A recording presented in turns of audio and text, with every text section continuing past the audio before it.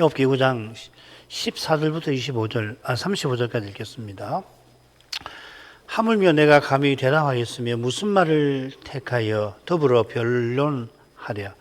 가령 내가 의로울지라도 감히 대답하지 못하고 나를 심판하실 그에게 간구하였을 뿐이며, 가령 내가 그를 부름으로 그가 내게 대답하셨을지라도 내 음성을 들으셨다고는 내가 믿지 아니하리라. 그가 폭풍으로 나를 꺾으시고 가락없이 내 상처를 많게 하시며 나로 숨을 쉬지 못하게 하시며 괴로움으로 내게 채우시는구나.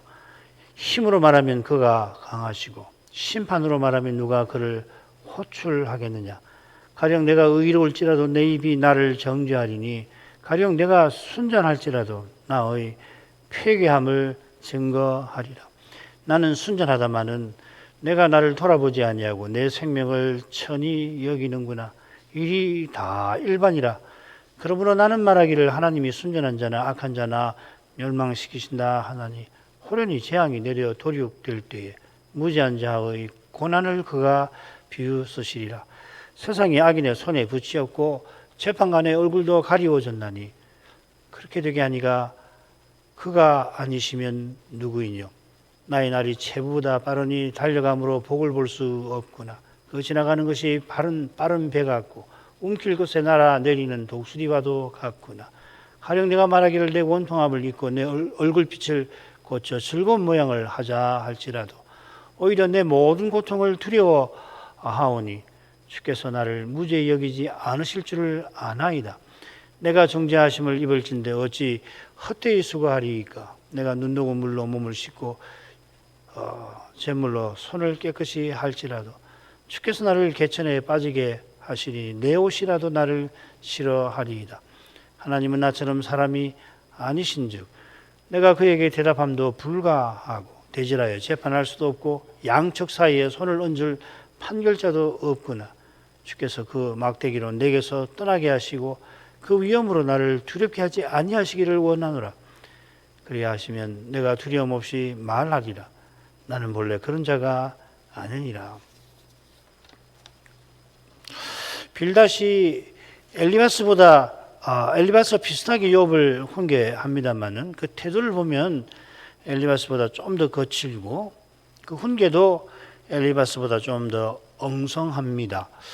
빌닷에게 대답하는 욥의 심정도 엘리바스에게 대답할 때보다 좀 더 괴롭고 비참합니다. 친구들이 욥을 교만하다고 정죄합니다만은 욥은 빌닷에게 대답하는 처음부터 무릇 인생이 스스로는 하나님 앞에 의롭지 못하고 감히 하나님의 심판대 앞에 서면 한마디도 대답하지 못하는 존재임을 시인합니다. 친구들이 보기에 욥이 자기가 마치 죄 없다고 교만이 항변하는 것처럼 보이지만은 욥은 누구보다 죄와 죽음의 현실을 정직히 믿음으로 대면합니다. 욥처럼 살지 아니하는 이는 욥의 심정을 헤아리지 못합니다. 쉽게 하나님 앞에 원망하라 하는 말을 쉽게 하는 것 같은데 욥기를 보면 글쎄요. 오늘 낭독한 부분은 욥의 대답 중 한가운데 세 번째 단락입니다. 줄거리 보시죠. 14절부터 20절까지가 첫째 부분입니다. 인생은 하나님과 변론하지 못한다는 거고 21절부터 24절까지 헤아리의 세상에서는 일이 일반이다라고 토로합니다. 그리고 25절부터 35절까지는 욥이 자기 날이 날아가니 주의 자비를 구한다. 기도가 나오죠. 이 중간 부분을 보면은 마치 전도서에 있는 느낌이 듭니다. 헤아리의 세상이라는 표현은 나오지 않지만은 일이 일반이라 이 표현과 비슷한 표현이 전도서에 여러 번 나옵니다. 욥이 해저 너머에서 일어나는 일을 모르는 탓에 게다가 자기 눈앞에 벌어진 현실에 부득이 사람이라 매이게 될 때에 곧 죽을 연약한 인생이 깨달은 말씀에 희미한 빛 가운데서 절망하는 동시에 끝까지 처절히 자비를 구하고 있습니다. 자, 이런 배경에서 각 부분을 천천히 살피고 전체 부분의 교훈을 나중에 생각을 해볼까 합니다. 처음 부분으로 가죠. 역시 셋으로 나눠보겠습니다. 14, 15절 연약한 인생은 하나님께 감히 대답하지 못하는 존재다 하는 거고 16절부터 18절까지는 하나님이 폭풍으로 인생을 처분하신다는 거, 그리고 19, 20절은 하나님이 강하신데 그 앞에 인생이 감히 서지 못한다 하였습니다. 하나님께서 폭풍으로 나를 꺾으셨다고 한가운데에서 언급합니다. 이 폭풍으로라는 말은 욥기의 마지막 장면이 떠오르게 합니다. 욥기 31장 보면 폭풍 가운데서 여호와께서 욥에게 말씀하여 가라사대 하니까 욥이 한 말씀도 못 드리죠. 이 표현은 욥이 하나님을 누구보다 바르게 알고 그 앞에 겸비한 것을 잘 보여줍니다. 바로 여기에 그가 모든 악을 떠난 비결이 있지요. 또 욥은 누구보다 비참한 처지에 끔찍한 형편에 있습니다. 이런 형편에서 인생이 하나님 앞에 어떤 태도를 지니게 되는가 하는 것을 욥이 보여주는 것 같아요.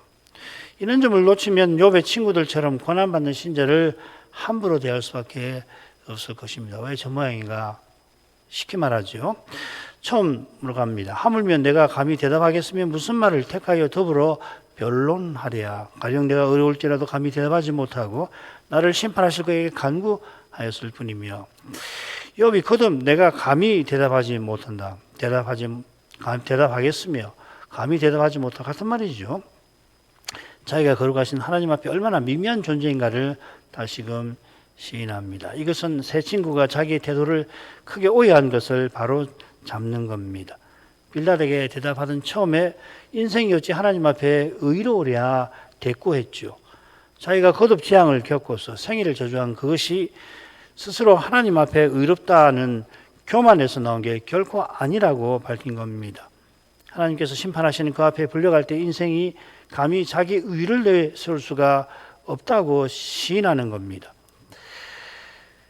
무슨 말을 택하여 더불어 변론하랴 이렇게 새겼는데 이 변론하랴 앞에 그 변론한다는 말 나왔는데 그 말은 없고 여기는 번역자가 넣은 겁니다. 하나님을 대하면서 감히 말을 선택하랴 택하랴 이렇게 말하는 겁니다. 심판하신 하나님 앞에 서서 아무도 머리를 굴려 구실이나 핑계를 대지 못한다 하는 말입니다. 그 앞에서는 직고할 뿐이죠. 이처럼 분명한 진리가 없습니다마는 인생이 스스로는 이 진리를 깨닫지를 못합니다. 우리가 주일 예배에서 이런 어미의 영광을 특히 은혜의 영광 가운데서 늘 뵙는 일이 참으로 중요합니다.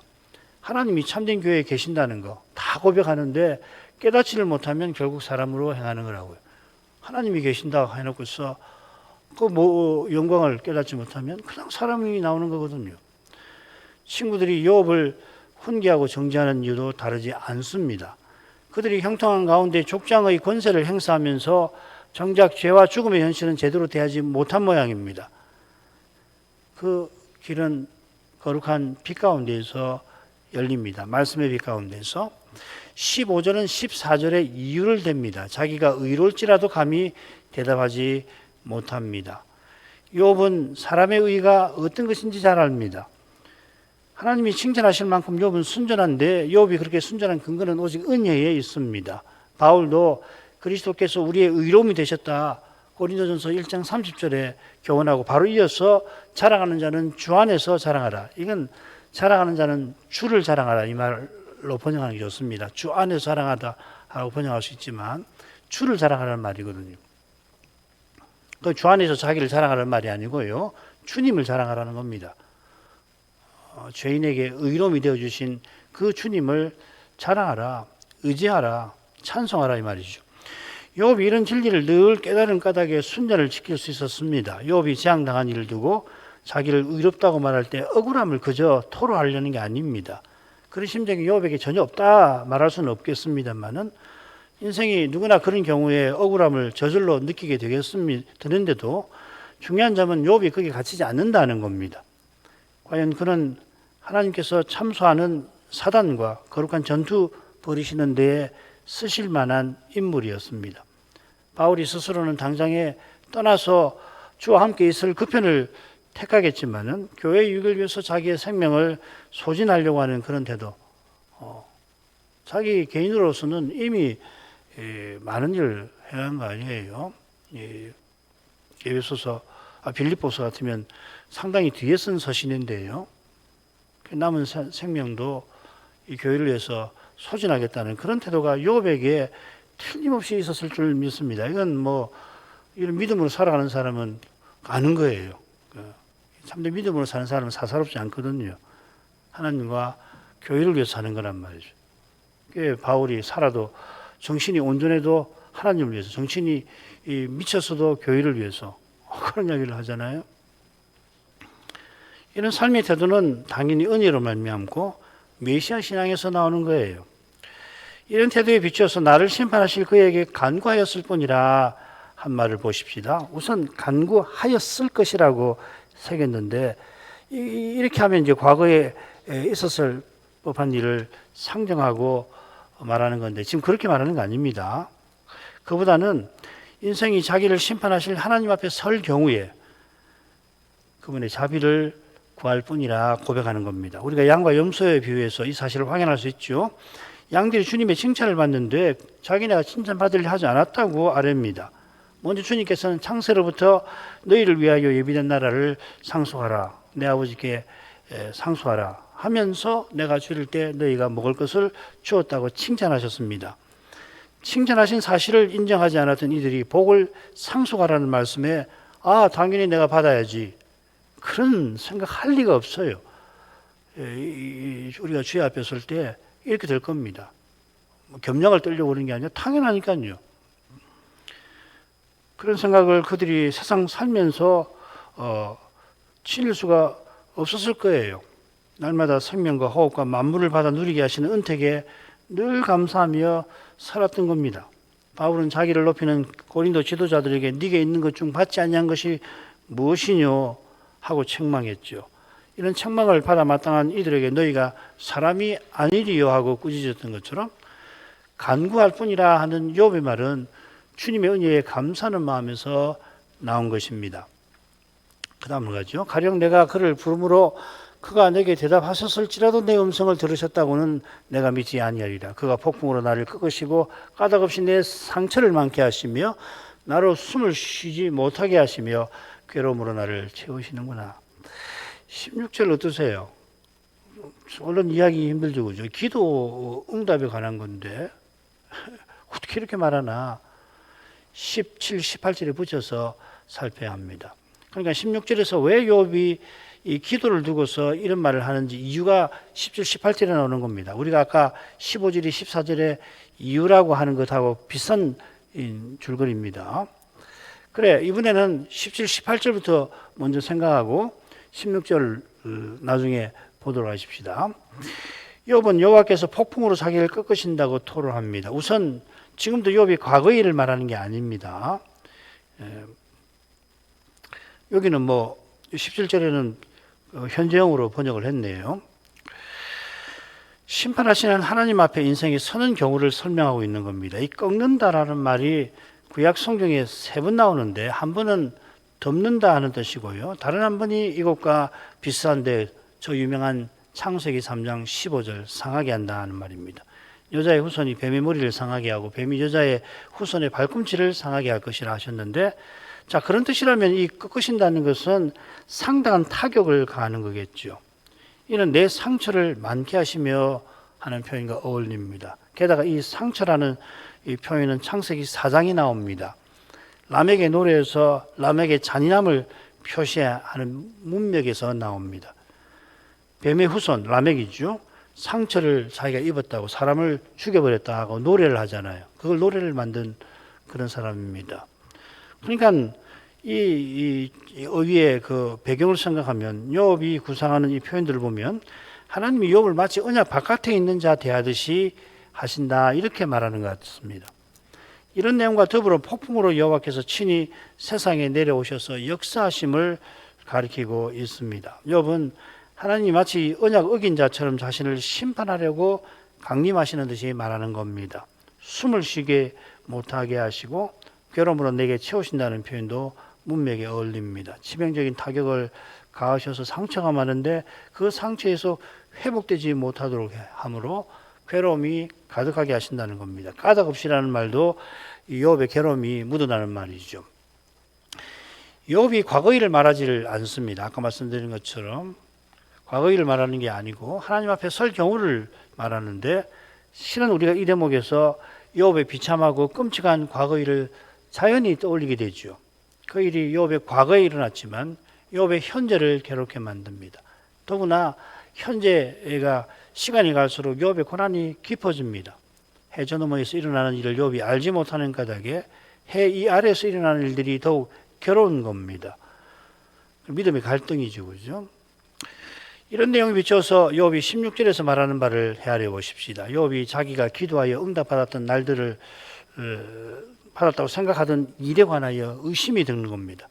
전에 하나님께 아뢰어 하나님께 받아 누렸다고 믿은 복들이 이미 다 사라졌을 뿐 아니라 차라리 받지 않았더라면은 할 만큼 그보다 더 못한 처지에 내던져져 있고요. 게다가 지금 그런 상태인데 지금보다 더 못한 처지에 떨어질 수도 있거든요. 새 친구와의 이 대화가 그런 점에서 중요합니다.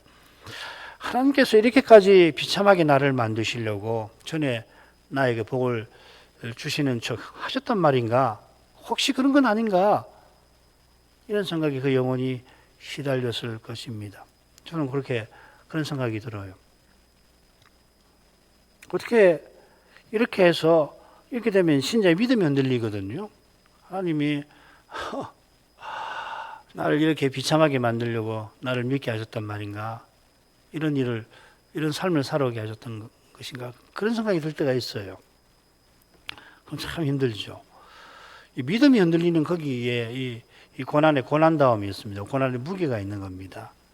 믿음이 전혀 흔들리지 않고 고난 당하면 믿음이 더 견고해지기만 한다면 그게 고난이 어려운 것일 수만 없죠. 그죠? 오히려 고난 좋다. 물론 고난 받고 나면 고난이 유익이라고 말하지만 고난 받는 그때는 왜 고난이 어려우냐면 믿음이 흔들려서 그런 거예요. 그걸 통과하면 이제 믿음이 더 견고해지는 거 틀림없지만 그 믿음이 견고해지기까지 과정 얼마나 길은지 모릅니다. 그리고 이 믿음이라고 하는 것 자체가 그런 거예요. 믿음은 하나님을 믿는 거지 내 의지가 아니잖아요. 그죠? 그러니까 믿음의 속성은 흔들릴 수밖에 없는 거예요. 이 어려운 현실에 자기에게 갇히면 믿음은 흔들리는 거거든요. 특별히 이 욥과 같이 왜 고난 받는지 이유를 모를 때에는 이렇게 되는 거거든요. 참 하나님 하시는 일은 참 신비해요. 왜 이렇게 하시나? 이제 겪고 나면은 이렇게 하시는구나. 하나님 말씀을 깨닫게 될 때 이렇게 하셔야 이 죄와 죽음의 권세의 문제를 제대로 다루실 수가 있어서 그렇게 하시는구나. 그걸 더 알게 되는 거죠. 이 사람이 스스로는 견디지 못할 만큼 힘든 것이 이 고난이에요. 그래서 얼른 내 목숨을 가져가주셨으면 그런 생각이 들 때도 있거든요. 욥이 좀 그러잖아요. 그럴 마음이 들 때에 거기 갇히지 말고 바로 이 고난은 사람이 스스로 견디지 못하는 그런 유의 성격이라는 것을 생각을 하고, 그러나 욥이 이렇게까지 고난을 겪으면서 여전히 견디는 거기서 그가 믿고 바라는 메시아의 영광이 드러난다는 겁니다. 욥 자신은 메시아의 영광이 이렇게 나타나는구나 그렇게 생각 안 하겠죠. 그런데 우리가 성경을 보면서 그걸 느낀단 말이죠. 욥이 오실 메시아를 믿고 바라지 않았다면 친적 세상을 등졌거나 아내의 악된 대로 순전을 버렸을 거고, 그리고 친구들하고 이렇게 시간을 허비한다고 생각할 텐데 그렇게 하지 않았겠죠. 왜 친구들하고 논쟁을 합니까? 그렇게 해서 논쟁하는 이유가 있는 거거든요. 스스로는 하고 싶지 않죠. 무슨 논쟁을 하고 싶습니까? 무슨 도움이 돼요? 자기의 고통을 감해줍니까? 이해라도 해줍니까? 오히려 더 오해하고 악하다고 교만하다고 비난하는데 왜 그 사람들하고 그렇게 한단 말이에요? 그 사람들하고 논쟁을 이긴다고 해서 달라지는 게 있습니까? 하나 달라지는 거 없다고요. 근데 하게 하시는 거거든요. 자기 자신의 유익만 놓고 본다면은, 바울로 보면은 그냥 떠나서 세상 떠나면 된다고요. 근데도 하나님께서 하게 하시는 것을 느끼니까 괴로워도 하기 싫은데 죽을 만큼 하기 싫고 그 고통이 되지는도 하는 거라고요.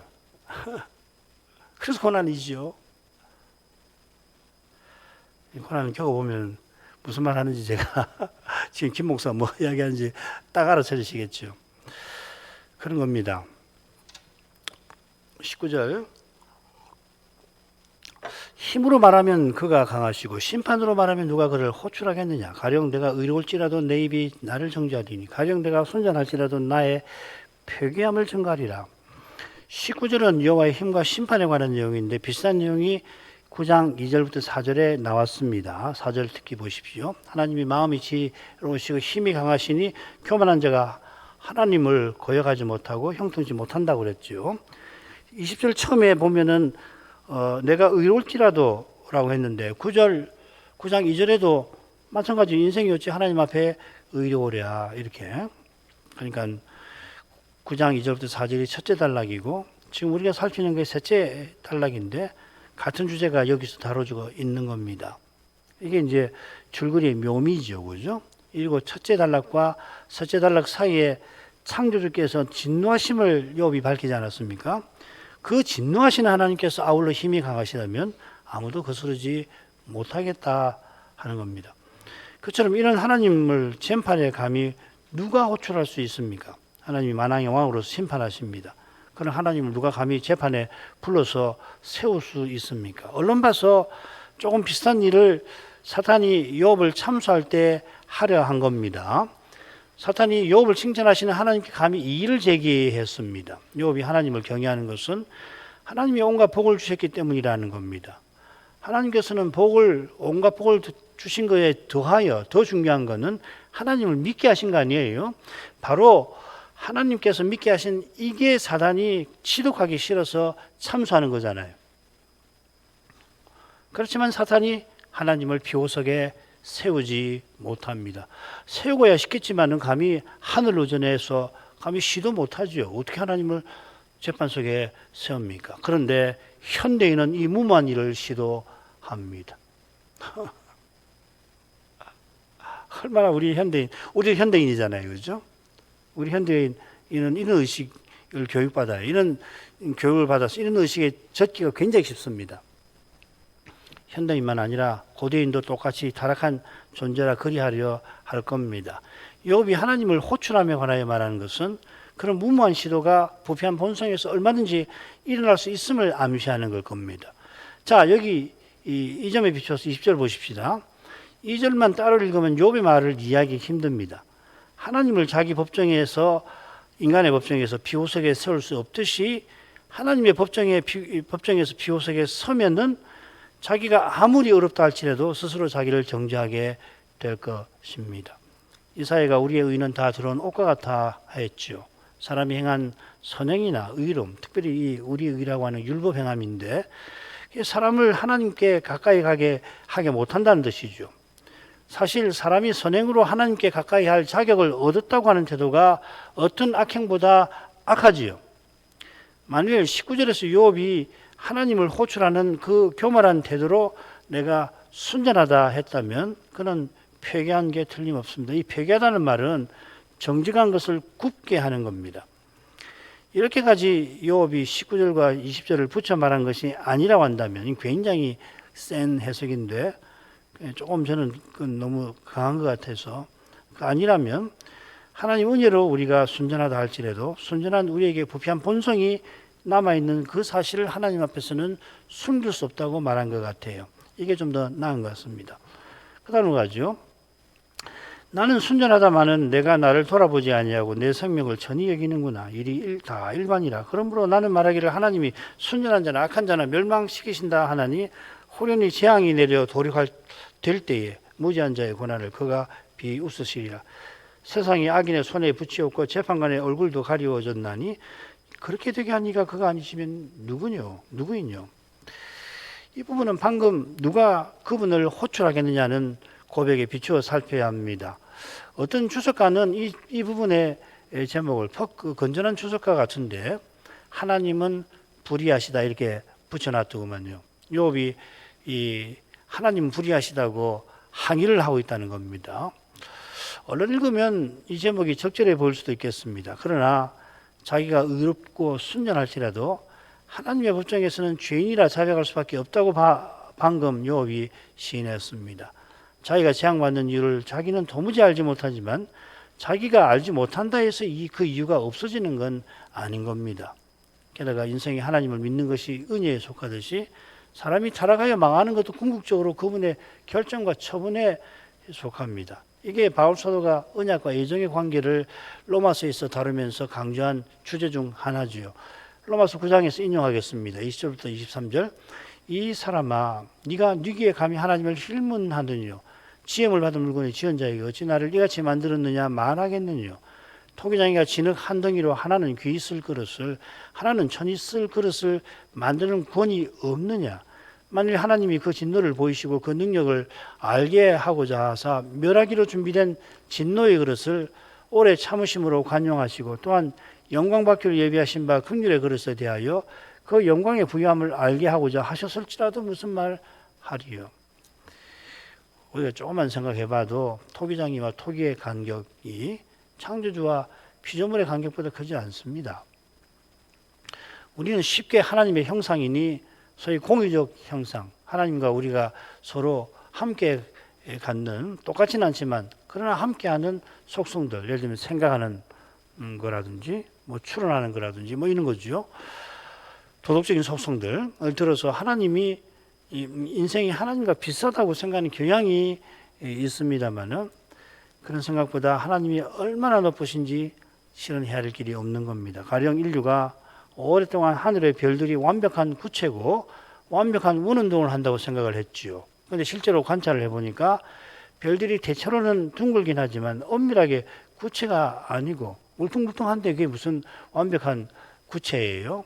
그리고 완전히 둥근 것도 아니고, 게다가 뭐 표면이 얼마나 울퉁불퉁해요. 화성만 하더라도 그렇잖아요. 별의 궤도도 차라리 타원일 뿐 아니라, 또한 태양이 지구를 중심으로 도는 게 아니라 그 반대라는 것을 알게 되었어도 더 연구해 보니까 실은 태양계 자체가 약 2억 년 주기로 공전할 뿐 아니라 태양계가 한 바퀴 도는데 2억 년이 걸린다는 거예요. 대단한 연구 결과입니다. 우리 은하계도 다른 은하계들과 상호작용을 한다는 거예요. 그냥 우리 은하계만 혼자 공전하는 게 아니라 그나마 다른 은하계하고 상호작용을 하니까 이 운동, 별들의 운동에 대해서 얼마나 복잡한지 다 헤아릴 길이 없는 거죠. 코페르니쿠스의 지동설이 천체 물리학에서 일종의 혁명인 줄 알았지만 그 지식이 현대 학문의 발견에 비하면 얼마나 미미한 것인가가 이미 드러난 셈입니다. 물론 그 공로는 크다 할 수 있겠죠. 그러나 뭐 코페르니쿠스가 지구가 돈다는 걸 처음으로 안 사람은 아니잖아요. 서양 그 과학사에서 그렇다는 이야기죠. 과학 지식이 드러낸 이 차이가 세상을 창조하신 하나님과 창조물 중에 하나에 불과한 인생의 차이에 비해 얼마나 미미할까요? 하나님께서 어떤 사람을 구원하기로 선택하고 다른 사람은 그리하지 않으셨다는 이 표현이 하나님 행하시는 신비한 일을 담아내는데 얼마나 부족하고 부족한지 모릅니다. 우리는 그렇게 표현할 수밖에 없지만, 그러나 실제로 하나님 행하시는 일을 담아내기에는 우리 언어는 한계가 있습니다. 우리 언어는 시간을 떠나서는 작동할 수 없는데 특별히 그것 때문에 더 그러죠. 선자와 사도가 토기장이를 든 것은, 이사야와 바울이 토기장이를 든 것은 태초에 하나님께서 사람을 흙으로 빚으신 사실과 붙어 있겠죠. 그 사실이 토기장이가 걸어 빚는 것과 비슷한 면이 있습니다만은, 토기장이가 원하는 대로 토기를 만들어 쓰는 거에는 시비를 걸지 아니하는 사람이, 누가 시비를 겁니까? 토기장이가 질그릇을 만들어서 귀한 그릇으로 만들어 쓰기도 하고, 천하게 만들어 가지고 함부로 쓴다고 해서 왜 천한 걸 만들어 가지고 그렇게 이 토기를 괴롭힙니까? 그렇게 말하는 정신없는 사람은 아마 없을 거예요.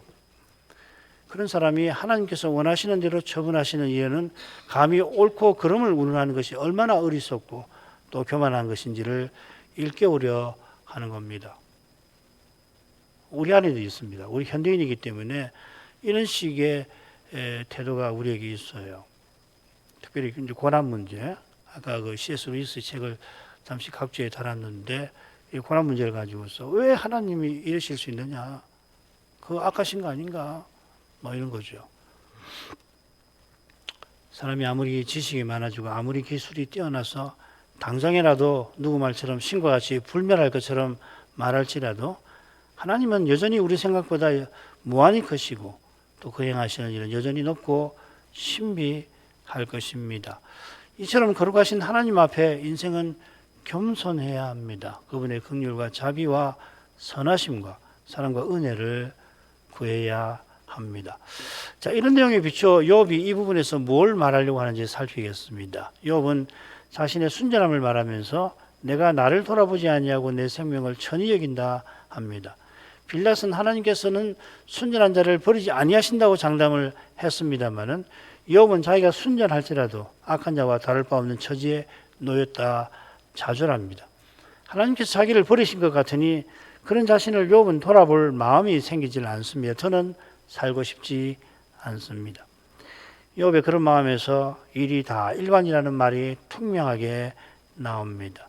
하나님께서 평생 순전을 지키는 자기를 악인과 다름없이 대하는 것 같으니 자기 눈앞에서 벌어지는 일이 다 거기처럼 보입니다. 자기가 평생 깨달은 말씀에 따르면 자기가 이처럼 끔찍한 재앙을 당해서는 안 됩니다. 자기처럼 그렇게까지 비참한 일이 신자의 삶에 일어나서는 안 됩니다. 더욱이 순전한 자기가 가장 가까운 이들에게 미움과 오해를 받아 천하의 악인으로 취급받는 일은 하나님에게 도저히 어울리지 않습니다. 이런 견고한 생각이 그러나 두 재앙에 산산조각 나더니 친구들의 방문에서는 가루가 되고 말았습니다. 욥은 눈앞에 벌어지는 온갖 일들을 꿰뚫는 그 밝은 통찰들, 재앙당하기 전에 자기가 가졌을 그 일들에 엉킨 실타래 같은 잡담을 뚫고 비치는 거룩한 의미들, 재앙당하기 전에 어려운 일이 왜 없겠습니까? 온갖 일들이 있었지만은 그런 일들을 뚫고서 거룩한 의미들을 간추해내었을 테고요. 삶의 힘든 고비를 힘겹게 돌면서도 마침내 영원한 나라를 향하는 걸음들이 그렇게 살았을 거 아니에요. 마치 모리알처럼 손가락들 사이에 다 빠져나간 것처럼 욥은 느낍니다. 욥은 전도자처럼 해 아래 삶이 안개 같은 걸 실감합니다마는 전도자와 달리 그 사실 때문에 욥 믿음이 지금 흔들립니다. 생명을 싫어할 만큼 좌절합니다. 물론 전도자도 이런 과정 겪고서 전도서를 썼겠죠. 그러나 욥은 하나님의 신비한 손길 아래서 메시아 보내시는 하나님의 일에 쓰임받고 있습니다. 건축자들의 버린 돌이 성전의 모퉁이 돌 되게 하신 것처럼 욥 자신은 하나님께 버림받았다 생각이 들지만 하나님이 욥을 두신 거기서 하나님이 사탄과 신령한 전투를 벌이십니다. 하나님께서 순전한 자나 악한 자나 멸망시킨다고 욥이 토로합니다. 이는 하나님께서 모든 사람을 지옥에 멸하신다는 뜻이 아닙니다. 그럼 곤란하지요. 이건 메시아 신앙과 전혀 어울리지 않습니다. 순전한 자도 악한 자처럼 비참하게 죽는다 하는 겁니다. 23절에 무지한 자도 호련히 재앙이 내려 도륙되는 일이 나옵니다. 이 일이 욥의 자녀와 많은 종들에게 실제로 일어난 겁니다. 사람의 눈에는 순전한 자의 죽음이나 악한 자의 죽음이 다를 바 없이 얼마든지 보입니다. 전도서가 그것을 말합니다. 9장 2절 모든 사람에게 임하는 모든 것이 일반이라 의인과 악인이며 선하고 깨끗한 자와 깨끗하지 않은 자며 제사 드리는 자와 제사를 드리지 않는 자의 결국이 일반인이 선인과 죄인이며 맹세하는 자와 맹세를 하기를 두려워 무서워하는 자가 일반이로다. 그 다음에 나오는 표현은 얼른 조금 당혹스럽긴 합니다. 무지한 자의 고난을 그가 비웃으시리라. 읽을 때 너무 센 말이다 생각되는데 하나님이 고난당하는 무지한 자를 비웃으시는 게 아니라 그의 고난을 비웃으신다는 말입니다. 이 고난이라고 새긴 말이 낙담을 뜻합니다. 연약한 인생에게 고난이나 낙담이 심각한 겁니다만은 하나님께는 그렇지 않습니다. 하나님께서 대적하는 열방도 비웃으십니다. 온 세상이 함께 하나님을 대적한다면은 그 반란군의 대장이라도 웃음기가 싹 사라지고 낙담하도록 단번에 만드실 것입니다. 욥의 마음에 해 아래 세상에서 심히 악한 일 하나를 생각하는 겁니다. 그 다음에 이제 24절인데 그게 뭔가 하면 세상이 악인들의 손에 들어가고 재판관들의 얼굴이 가려져서 악인을 옳다 판결하는 겁니다.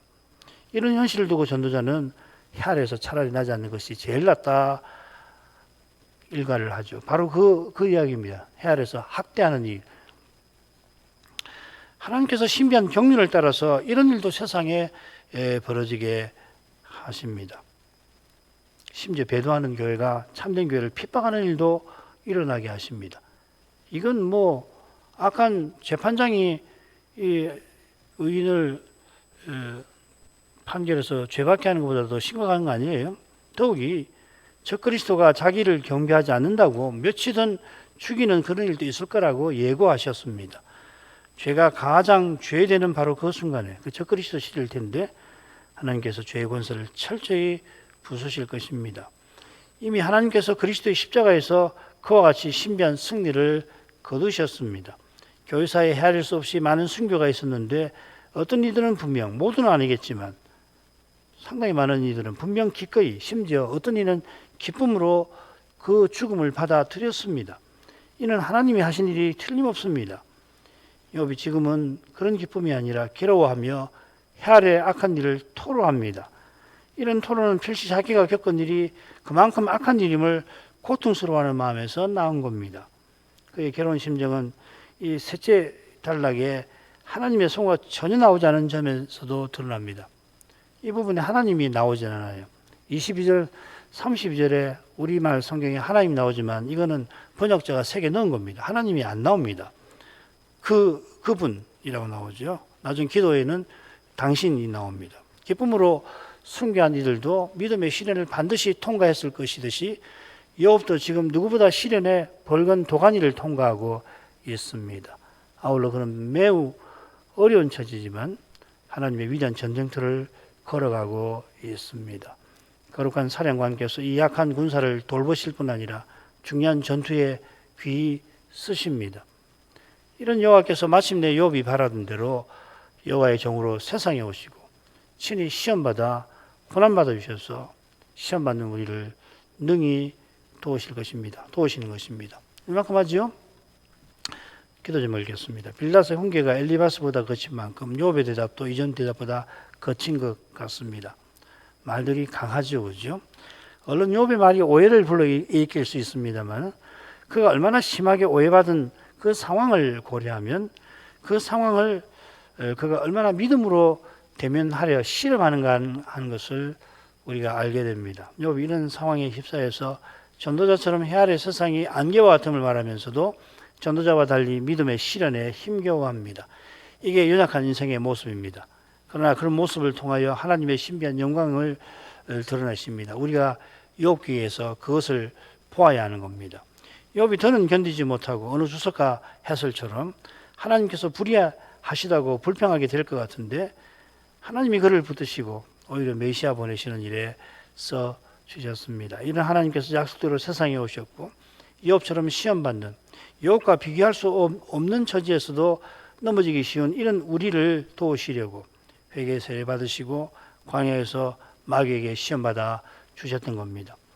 우리가 겪는 이 시대의 도전이 결코 가벼운 것이 아니듯이 예고하신 시대는 사람이 견디지 못할 도전이 있습니다. 주께서 불쌍히 여겨주셔서 이런 시험에서 건져주시기를 우리가 구하게 됩니다마는 아울러 그리스도를 전심으로 바라는 심정과 태도를 날마다 구하게 하시는 겁니다. 우리가 이날에도 그리스도의 심정과 태도를 본받게 해 주시라고 구하겠습니다. 이것이 이 시대를 이기는 길인 것입니다. 신학생들 조사들을 위해서 하나님께서 성신의 은사를 더하셔서 이 시대에 필요한 말씀을 전할 수 있는 사람으로 선악하게 해주시기를 또한 기도하겠습니다. 기도하십시다. 기도하십시다. 거룩하신 아버지, 이 밤에 다시 욥기 말씀을 통하여서 믿음의 길을 어떻게 걸어가는지를 생각하게 해주시니 감사드립니다. 욥이 빌닷의 다소 거친 훈계에 그 심정이 엘리바스 때보다 더 괴로운데 떨어진 것을 봅니다. 얼른 그가 끔찍한 재앙을 겪고 자기가 그런 일 당할 사람이 아닌 것을 토로하는 것처럼 보이지만 주께서 칭찬하신 주의 종다옵게 그가 실로 괴로웠던 것은 그가 일평생 견지한 그 믿음, 하나님이 은혜로 주신 그 믿음이, 그 믿음으로 그가 깨달았던 말씀에 눈에 보이는 현실이 너무나 어긋나 보여 그 믿음이 흔들리는 거기에 있는 줄 압니다. 그가 믿고 바라던 것이 무엇보다 하나님이 약속하신 대로 메시아를 보내어 죄와 죽음의 문제를 다 해결해 주시고 영원한 나라 세워주시는 그걸 그가 믿고 바랐을 텐데 사랑하는 언약의 자녀들이 하루 만에 다 죽어버리고 아끼던 많은 종들도 그리한 데에서, 게다가 몸이 악창이 심해서 사랑하는 아내마저 낙담하며 하나님을 욕하고 죽으라고 할 정도였으니 친척들과 지인들도 그를 그야말로 벌레 마냥 멸시를 할 뿐 아니라 가장 가까운 친구들이 위로하러 와서는 욥을 교만한 자, 그 교만으로 하나님께 우선 재앙을 받은 자로 취급당하였으니 그가 지금껏 하나님과 거룩한 사귐 가운데서 하나님이 누구보다 선대해 주셔서 자기가 복된 삶을 살았다고 생각한 그 모든 것이 실은 이런 비참하고 끔찍한 고통을 당하게 하려 하심이 아니었을까? 이런 생각에 필시 그가 시달렸을 줄로 짐작합니다. 모세가 자기 민족의 참된 구원을 위해서 무엇이든지 심지어 자기가 저주받는 일조차 감수하려 했던 그런 고귀한 심정이 당대 누구보다 경건했던 주의 종 욥에게도 있었던 까닭에 그가 친구들에게 대답하는 그 수고도 마다하지 않은 줄 믿습니다. 그의 숨결이 언제 끝날지 모를 만큼 그의 병은 중하고 그의 영혼이 자기 생명을 싫어할 만큼 그 마음이 괴로운 상태이므로 그가 친구들에게 그저 자기 억울함을 항변하려 한 것이 결코 아니고 죽는 순간까지 믿음의 길을 정직하게 걷고자 함인 줄 믿습니다. 당장이라도 여호와께서 자기 생명을 취하여 가 주시기를 바라지만 그 순간까지 욥이 오실 메시아를 간절히 바랐던 거기서 이 시대에 또 이보다 더 어려울 시대에 믿음의 길을 걸어가는 것은 얼마나 힘든 것인지, 그게 사람이 스스로는 걸을 수 없는 그런 길임을 저희가 모르지 않게 해주시고 약하고 약한 욥을 끝까지 붙들어 주시고 그가 바라던 대로 메시아를 보내주신 하나님, 그 하나님을 저희가 늘 부르며 의지하게 해주시고 약속대로 그리스도를 다시 보내실 그날을 늘 소망하며 살아가게 하시옵소서. 예수님 이름으로 기도합니다. 아멘.